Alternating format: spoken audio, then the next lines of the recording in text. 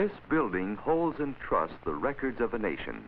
It is the United States National Archives in Washington, D.C.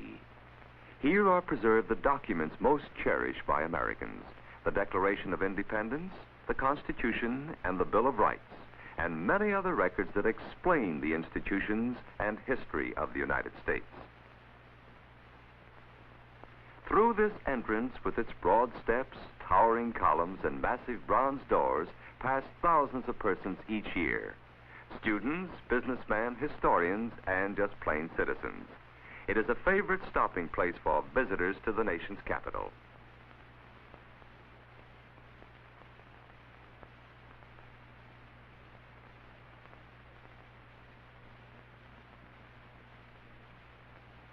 As they enter the stately exhibition hall, they see before them the bronze and marble shrine, which was especially built to display the three great charters that spell out the liberties enjoyed by all Americans.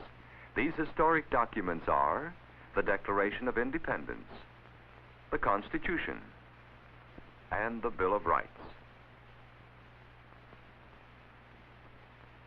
Also in the exhibition hall are the massed flags of the 48 states of the Union. Here, for instance, is the flag of California. And this is the standard for Oklahoma.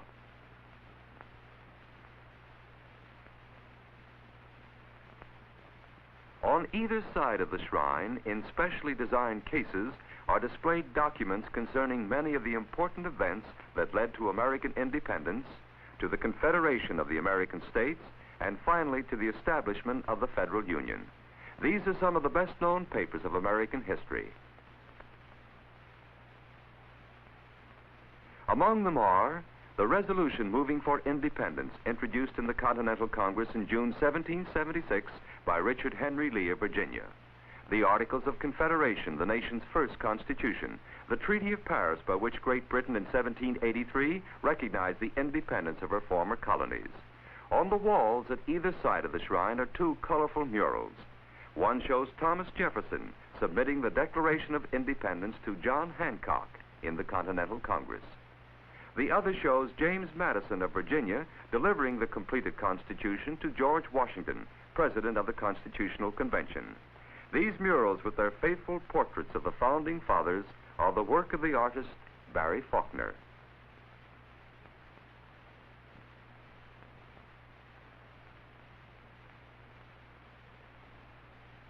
The three great charters are carefully preserved for future generations. To protect them from harmful dust and chemicals in the air, each parchment sheet has been separately sealed within a glass and bronze case containing only the inert gas, helium, and a proper amount of moisture. To shield them from damaging light rays, special yellow filters have been installed in the glass covers of the shrine and over the spotlights that illuminate it. 20 feet beneath the shrine, a specially constructed vault provides safe storage for the documents when they are not on display or in case of fire. At a moment's notice, an electrically operated mechanism will safely lower the encased documents into this massive vault. Provision has been made for operating the mechanism should electric power fail.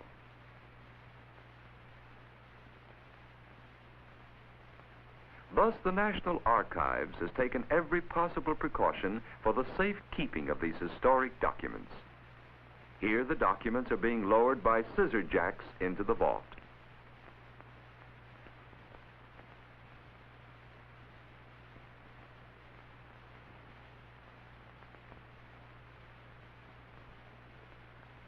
After they are securely in place, the interlocking leaves of the vault's heavy lid close.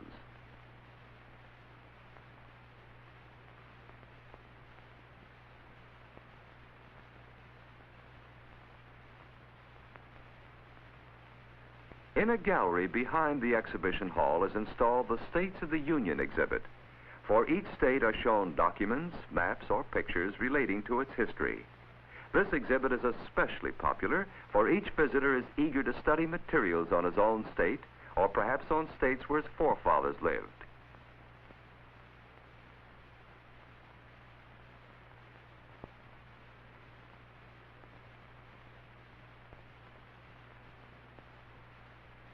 For New York, we see the deed of gift of the Statue of Liberty from the French people to the American people.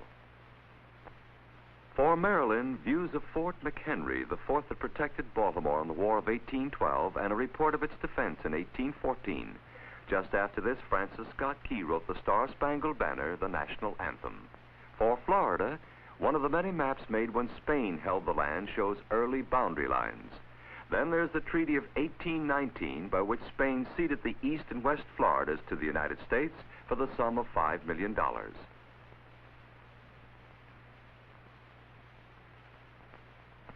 For Utah are shown these sketches of western scenes made by an artist who served with the Army Engineers during the survey of the Great Basin in 1859. These then are some of the showpieces of the National Archives. Visitors naturally find them of special interest.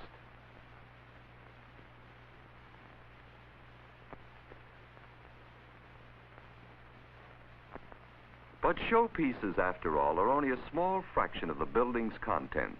In its 196 windowless, air-conditioned steel and concrete stack areas, such as this one, are housed nearly 800,000 cubic feet of valuable federal records, enough to fill 500,000 file drawers.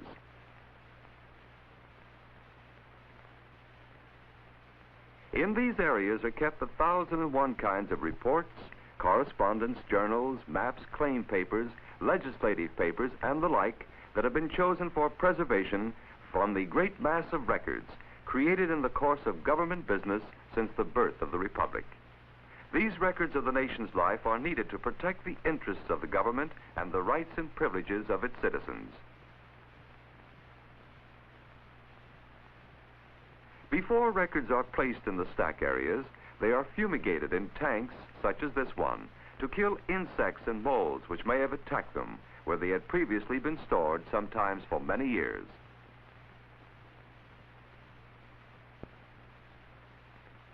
After a thorough fumigation, they are taken out of the tank and wheeled to the far end of the room where they are cleaned. Many records come in covered with dirt and dust, which has to be removed by airbrushing. That is, by carefully blowing compressed air over them. Some records come to the National Archives in poor physical condition. Those that have been folded are flattened by use of ordinary electric irons. If an important record shows signs of serious wear, it is put between sheets of cellulose acetate and laminated to seal it permanently against further damage. One of the main tasks of the National Archives is to serve the government and the people of the United States by making available to them either information in the records or the records themselves. Thousands of requests for such services come to the National Archives each year. In fact, almost one per minute during each working day.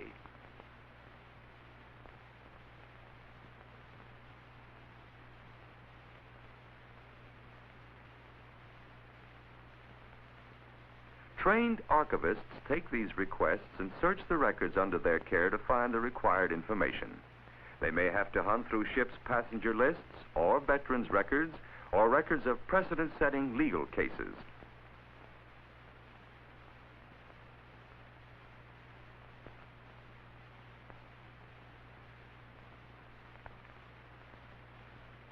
They note down the information needed and then pass it on to the inquirer by letter, telephone, or personal conference. Sometimes they suggest that the inquirers come to the National Archives and examine the records themselves. Many searchers, both government employees and private individuals, come in person to the National Archives to study the records. Some use the large central search rooms with their shelves of lists and guides, a good working library, and several available typewriters and microfilm readers. Here, for instance, is a scholar interested in American diplomatic relations with China during the Boxer Rebellion of 1899 and 1900. He has telephoned ahead to ask for the records he needs and has explained his problem to the archivist in charge. The archivist has consulted the registers, and he has in readiness the bound volumes of the State Department's correspondence with American diplomats and consuls in China during that period.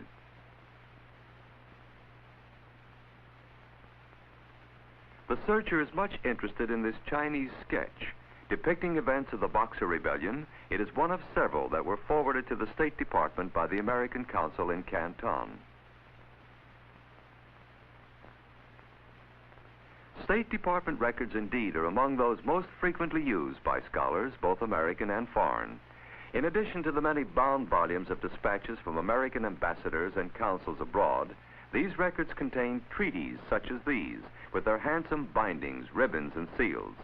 Treaties always have been carefully preserved, for they form the framework of international law and spell out the obligations of the United States and other nations.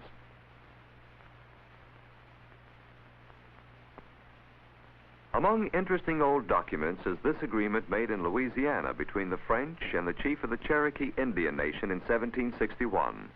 Executive orders and proclamations include such historic papers as President Lincoln's Emancipation Proclamation and President Truman's proclamation of the end of World War II in the Pacific. Equally popular with researchers is the great body of records of the old War and Navy Department. These include the handsomely bound collection of Revolutionary War papers, sketches showing United States military uniforms which were worn by officers and men in days gone by,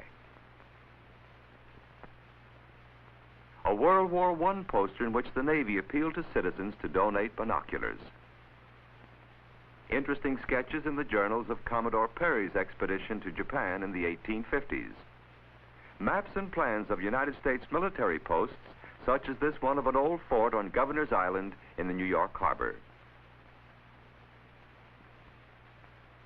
This scholar is hunting for pictures for his book on early American inventions. He selects some old patent drawings of a simple hemp spinning machine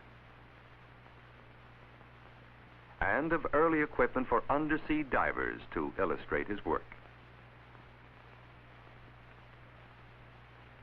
This lawyer is trying to prove a land title for his client.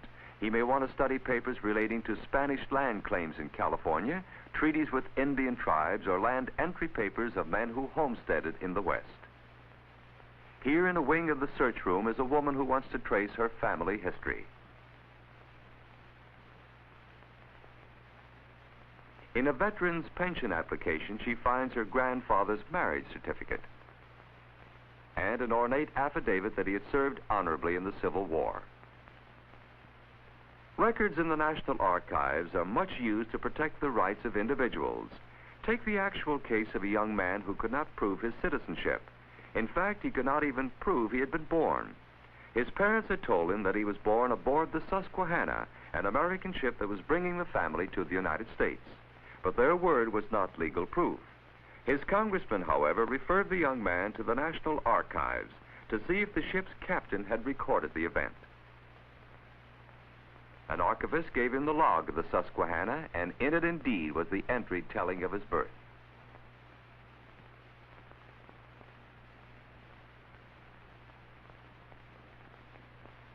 A certified copy of the entry provided by the National Archives was all the man needed to prove his citizenship. Military intelligence officers have used the valuable maps kept in special equipment in this part of the archives building. Maps originally made for civil purposes are sometimes helpful to the military. During World War II, for example, maps of the Aleutian Islands and maps showing roads and trails in the Philippines proved valuable.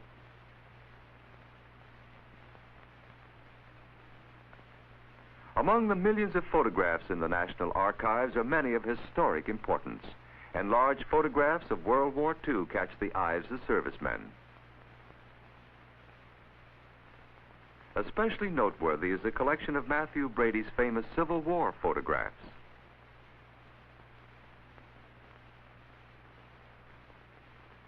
Sound recordings also are kept by the National Archives. In its library are the recorded voices of such well-known Americans as Theodore Roosevelt and Franklin D. Roosevelt.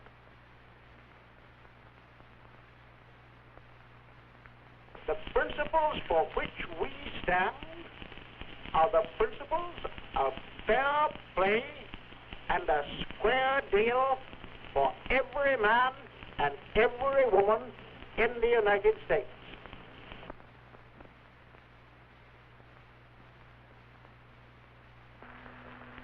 Purpose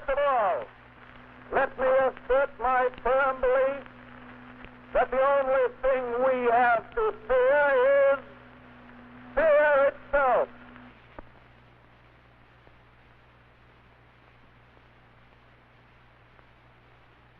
In this theater, historic films are shown on request to those who need to study them. These scenes are from the inaugurations of Presidents McKinley and Wilson.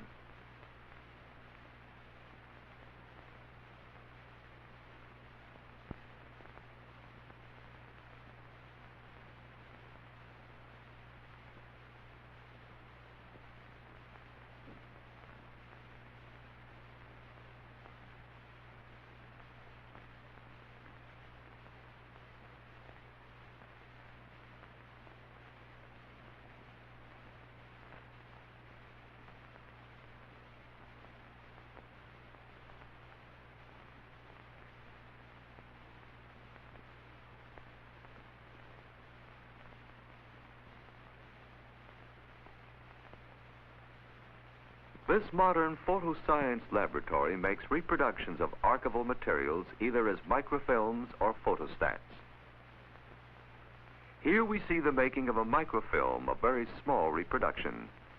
Here is the photostatal machine in operation, making a reproduction the exact size of the original.